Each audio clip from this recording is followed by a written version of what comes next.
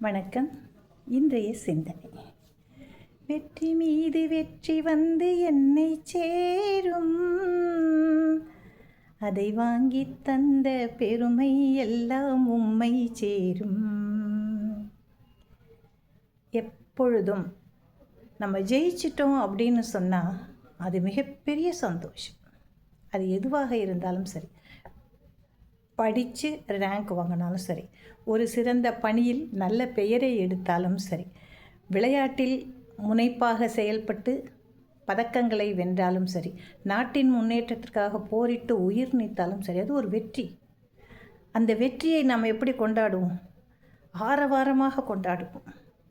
எல்லாரையும் சேர்த்து வச்சு அந்த ஆரவாரத்தை, நமது மகிழ்ச்சியை நாம் வெளிப்படுத்துவோம். அதுதான் இயல்பு. அதுக்கு பேர் என்ன? வெற்றி கொண்டாட்டம். சரியா? எல்லாருக்கும் அது ரொம்ப பிடிக்கும். சரி, ரைட்டு. ஒருத்தர் வெற்றி அடைகிறார் அப்படின்னு சொன்னால் அடுத்தவர் என்ன செய்யணும்? தோல்வி. ரெண்டு தான்.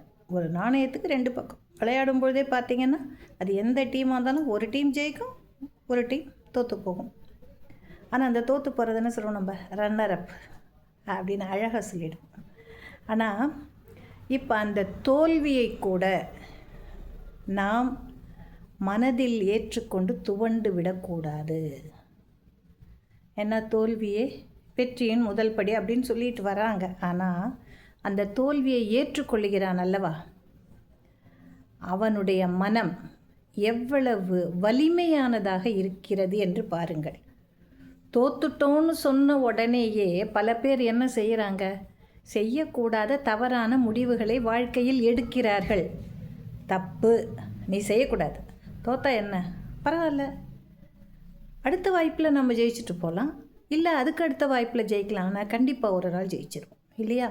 ஆக தோல்வியை ஏற்றுக்கொள்ளக்கூடிய மனோபாவம் மிகுந்த வலிமை மிக்க ஆற்றல் கொண்ட இதயம் இருப்பவர்களால் மட்டுமே முடியும். வெற்றியை எல்லோராலும் கொண்டாட முடியும். தோல்வியை ஆற்றல் மிக்க, வலிமை மிக்க, இதயம் கொண்டு எதையும் ஏற்றுக்கொள்ளும் திறமை இருக்கு இல்லையா, அவர்களால் மட்டுமே அந்த தோல்வியை கூட துவண்டு விடாமல் அப்படியே ஏற்றுக்கொள்ள இயலும். நன்றி. நாளை அடுத்த பதிவில் மீண்டும் நாம் சந்திக்கலாம்.